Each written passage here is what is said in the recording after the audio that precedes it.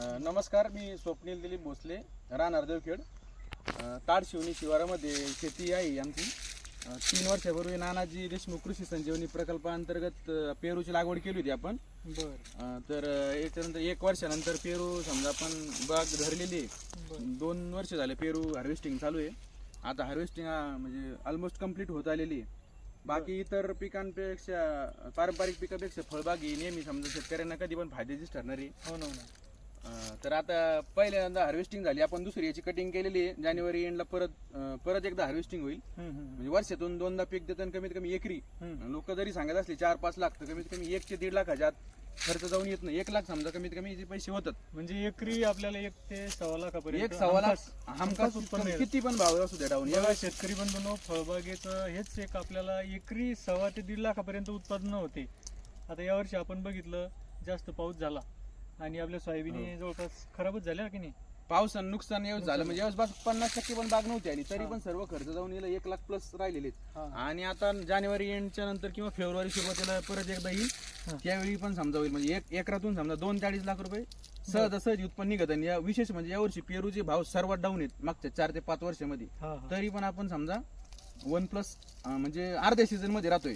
खरीप मध्ये वर्षातून 2दा बाग येणार आहे. आणि इकडे दाखवा, इकडे नागरिक हे फोमिंग फोमिंग आपण काय करतो बरं? काय फोमिंग ना, याला बाहेर येईल समजा रस शोषणारे किडींचा वगैरे अटॅक होत नाही आणि वातावरणाचा पण जास्त परिणाम होत नाही. साईज पण चांगली होती. आता याची ही चकाकी वगैरे ही सांगते. छान आहे एकदम. वातावरण सतत पाऊस असला तरी आपण बघू शकतो क्वालिटी परिणाम होत नाही. या फोमिंग मुळे तो फायदा झालेला आहे. आपल्या शेतकरी बांधवांना तुम्ही सांगा की ही बॅगिंग आपण कशी करतो आणि याचे फायदे काय आहेत ते थोडक्यात सांगा आपल्या शेतकरी बांधवांना. बॅगिंगचे फायदे म्हणजे असे की याच्यावर रस शोषणारे जितके पण काही किडे आहेत त्याचा अटॅक होत नाही. याला नंतर डाग होतात. पेरूची सर्वात मोठी समस्या म्हणजे गावरान पेरू घेतला किंवा कुठलाही घेतला तर त्याला वातावरण खराब झालं की आळीचा अटॅक ताबडतोब होतो. बरोबर. वरून दिसायला ते समजत नाही, पण आत आळी निघते. ही बॅग जर लावली तर हिला ही फोम म्हणतात याला. ही फोम. आणि ही जी वरून बॅग लावतो आपण हिला अँटी फोम बॅग म्हणतात हिला. खरं महत्व ही अँटी फोम बॅगच आहे. पण पेरूचा आणि ह्या बॅगचा कॉन्टॅक्ट झाल्यानंतर ते डाग पडतो. तो डाग पडू नये म्हणून त्यासाठी ही फोम असतं. हे फोम याला अगोदर रबर लावून घ्यायचं, कारण लेबर कोण काय होतं, आपण रबर नाही लावला ती बॅग बांधताना ते मागं येतात तिकडे, परत अर्धा पेरू उघडा राहतो. याला इथं अगोदर रबर लावून घ्यायचा. 0 साईज रबर असतो, रेग्युलर रबर नाही. 0 साईज रबर घेतल्यानंतर ह्या लिंबाच्या साईजची झाला पेरू. त्याला नंतर असं हे फोम असं बसून घ्यायचं. आता हे रबर मुळे काय होतं, ओढला तरी पण बॅग बांधताना निघत नाही. आणि जर हा निघला तर मग त्याचा फायदाच होत नाही, तर अर्ध्यामध्ये बसतो. नंतर हे जे बॅग आहे हिला काही नाही, असं लावून वरून टाकायची बस. रबर लावल्यामुळे निघत नाही, खालून किंवा वरून जिकडून सोपं जाईल दोन्हीकडून अशी एक याला गाठ मारून घ्यायची. बस एकच गाठ मारायची, कारण नंतर निघताना परत ते अवघड जातं. गाठ मारली झालं. याच्यामध्ये किडी जाणार नाही, पाण्याचा काही होणार नाही. फक्त याला बॅगिंग आणि फोमिंग करते वेळेस अगोदर बुरशीनाशकचा फवारा एक देऊन घ्यायचा, कारण बुरशीनाशकाचा फवारा आपल्याला करावा लागतो. कारण मॉइश्चर तयार होतं त्याच्यामुळे बुरशी होऊ शकते त्याच्यामध्ये. बॅगिंग आणि फोमिंग करण्याच्या अगोदर एकदा बुरशीनाशकचा फवारा देणं गरजेचं आहे. खूप छान माहिती सांगितली तुम्ही. मी तुम्हाला अजून एक अनुप्रश्न विचारतो.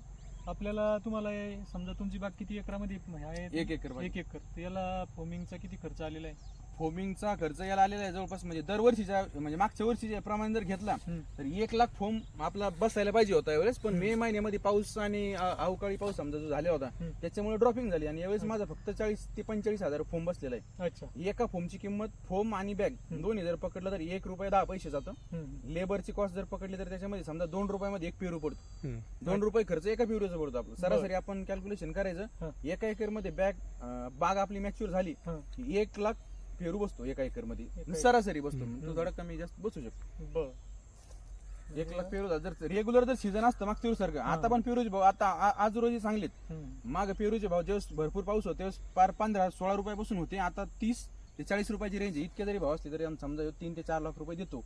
पण यावेळेस आपली बाग जी आली होती त्यावेळेस नेमकं डाऊनफॉल ज्यावेळेस होता त्याच वेळेस आल्यामुळे इतके समजा त्याचे पैसे जितके व्हायला पाहिजे होते तितके झाले नाही. भविष्यात अजून समजा आपल्याला संधी आहेत. आता जेमतेम आपली 3 ते 4 वर्षाची झालेली बाग. बरं, म्हणजे एकरी खर्च आपला हा जवळपास खर्च तशी बागेने जे पैसे जे आपल्याला दिले ते 2,20,000 पर्यंत 2,20-25 दिलेले आहेत. पण याच्यात ह्या बागेमध्ये सर्वात जास्त खर्च फोमिंग आणि बॅगिंगचाच आहे. तर तो आपण समजा 50-60 हजार रुपये काढला तर 1 लाख प्लस झालेले आहेत. एक्झॅक्ट सांगायचे तर 1,45,000 ते 50,000 रुपये झालेले आहेत. पण मी तुम्हाला ढोबळमानाने, कारण बाकी खत वगैरे हा खर्च सोडून 1,00,000 प्लस झालेले आहेत एक्झॅक्ट, इतकं सांगायचं झालं तर. नाही, चांगलं आहे ना. कसं आहे, फळबागेमध्ये खरोखरच शेतकरी बांधवांनी फळबागा लावल्या पाहिजेत आणि या फळबागा आपल्याला कृषी विभागामार्फत अनुदान सुद्धा मिळते. आता हीच बाग आपल्या नानाजी देशमुख कृषी संजीवनी प्रकल्पामध्ये त्यांनी अर्ज केला होता आणि त्यांना अनुदान सुद्धा मिळालं. अशा प्रकारे शेतकरी बंधूंनो, आपण सुद्धा कृषी विभागामार्फत या ज्या फळबागेच्या योजना आहेत यांचा लाभ घेतला पाहिजेत. बरं भाऊ, तुम्ही या पेरू पिकाची छाटणी केव्हा आणि कशी करता? ह्याची छाटणी साधारणतः मी केली होती मार्च एंडला केली होती, कारण आमच्याकडे पाण्याचा स्रोत आहे. उन्हाळ्यात आम्ही पाणी मॅनेज करू शकतो. ज्यांच्याकडे पाणी नसेल किंवा त्यांनी मे एंडिंगला केली तरी चालेल, त्याच्या ऑक्टोबर एंड पर्यंत त्यांचे फळ येतील. मी केली होती समजा मार्चच्या शेवटी केली होती, तर आमचे जे फळ चालू होते मार्केटला हार्वेस्टिंगला ते ऑगस्टमध्ये आले होते, कारण त्यावेळी रेट चांगले असतात मार्केटमध्ये. बरं. आणि याची छाटणी करावीच लागते, कारण छाटणी जर केली नाही तर ती झाड आवाढव्य वाढणार आहे. त्याचं उदाहरण म्हणजे इथं एक झाड आहे, आम्ही मुद्दाम ठेवलं होतं हे बघा शेतकरी बंधूंनो, बघा जर छाटणी जर आपण केली नाही तर अशा प्रकारचे आवाढव्य झाडं होतात. झाड वाढणार, त्याची फळाची संख्या वाढणार पण ती साईज बनणार नाही. साईज बनणार नाही आणि ती एक तर मग ते तोडायला पण अवघड जाणार, ती बॅगिंग वगैरे म्हणजे करू शकत नाही आपण. आणि कॉम्पॅक्ट होईल बगीचा कॉम्पॅक्ट होणार, तो पुढे चालता पण येणार नाही. आणि विशेष म्हणजे याला कसं, याची छाटणी घेतल्यानंतर फळाची सेटिंग पण जास्त होती. अच्छा.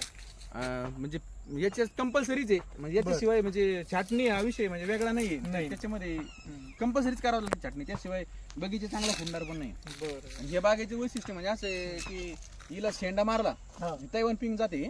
तैवान पिंक इथं शेंडा असा मारला की झाली याची छाटणी. म्हणजे आता इथून पुढे आता याची प्रोसेस चालू झाली परत बाहेर येण्याची. बरं. याच्यामध्ये समजा आता एक तुमचा आपला फ्लॅश चालू आहे बागेचा, अच्छा. याच्यामध्ये याला फळ आहेत, आपण फळामध्ये पण कंटिन्यू करू शकतो याचे परत बगीचा परत फोडण्यासाठी. आता या ठिकाणी इथं याला पेरू लागलेले आहेत. हे आता हे पेरू आहेत ना, याचा जो शेंडा आहे, आपण याचा इथं जर या फांदीचा शेंडा मारला तर याला परत पेरू येण्याची प्रोसेस चालू होणार. बरं. कंटिन्यू वर्षभर पण घेऊ शकतो. काही भागात याला सदाबहार पण म्हणजे व्यापारी नाव दिलेलं आहे, म्हणजे नर्सरीवाल्यांनी, आणि त्या नावाने पण विकला जातो. या सदाबहार म्हणजे याला 12 महिने तुम्ही पेरू ठेवू शकता. पण आपण विक्रीच्या दृष्टीने आहे ना, त्यानं आपण ते सीझन मध्येच घेतो, कारण तेव्हा बाकीचे फळ ज्यावेळेस नसते त्यावेळेस. खूप छान मेहनतीनं केलेलं आहे तुम्ही हे सगळं. असेच तुम्ही तुमच्या या क्षेत्रामध्ये प्रगती. एक वर्षाचं झाड आहे, 1 वर्षापासून याला 1 वर्षापासून फ्रूट धरता येतात. आता याला बाहेर आलेलं आहे, याला थिनिंग करणं गरजेचं आहे, कारण फळाची संख्या भरपूर असते. तितकी जर पकडली तर झाड ते खाली पडणार आहे किंवा मग ती साईज पण नाही होणार व्यवस्थित जशी पाहिजे तशी. आता या ठिकाणी हे फळ आहेत, एका समजा डेट जे आहे याला 2 ते 3 फळ राहतात, साधारण 3 असतात ॲव्हरेज. याच्यामध्ये एक मेन मुख्य फळ ठेवायचं आणि हे साईडचं काढून घ्यायचं, याला थिनिंग म्हणतात. थिनिंग पेरू मध्ये जशी कटिंग जशी महत्वाची, तशी थिनिंग पण त्याच्यामध्ये महत्वाची. एक तर ते आपण फोमिंग ज्यावेळेस करतो त्यावेळी जर केली चालते किंवा अगोदर केली चालते. आणि हे लिंबाच्या साईडचे आता हे व्यवस्थित फळ, ही जी आकार आहे म्हणजे नशिबाने आता ती बाग पण पाहिली, ती गेलेली असताना मोठी पाहून छोटी ही आहे आपल्या बागेत आणखी लहान झाड, हे पण पाहायला भेटलं. समजा ही जी साईज आहे ही लिंबाच्या आकार 50 ते 80 ग्रॅमच्या दरम्यान, समजा कोणी कमी जास्त करतं त्यावेळी याचं परफेक्ट फोमिंग टाइम आहे. आता हे परफेक्ट फोमिंग आलेले आहेत, हे पूर्ण परफेक्ट फोमिंग आलेले आहेत. हे 2 ते 3 दिवसामध्ये याला बुरशीनाशकाचा फवारा देऊन याला फोमिंग होणार. फोमिंग करून घ्यायची. हो. बाकीचे पण इकडे पण भरपूर आले, त्याच्यामध्ये साईडचे फळं काढणं गरजेचं छोटे. छान, तुम्ही आम्हाला चांगल्या प्रकारे आपल्या शेतकरी बांधवांना माहिती दिलेली आहे. तरी ज्या शेतकरी बंधूंना ज्यांच्या शेतामध्ये त्यांनी पेरूची लागवड केलेली आहे, तरी तुमचा एकदा नंबर सांगून द्या, कोणाला जर काही अडचण आली तर ते तुम्हाला डायरेक्ट कॉन्टॅक्ट करतील. माझा नंबर आहे 96 स्वप्नील दिलीप भोसले, राहणार माझं गाव देवखेडे, पण आमची शेती ताडशिवनी शिवारामध्ये येते. तालुका सिंदखेड राजा, जिल्हा बुलढाणा. माझा नंबर आहे 9604929160. चला, धन्यवाद.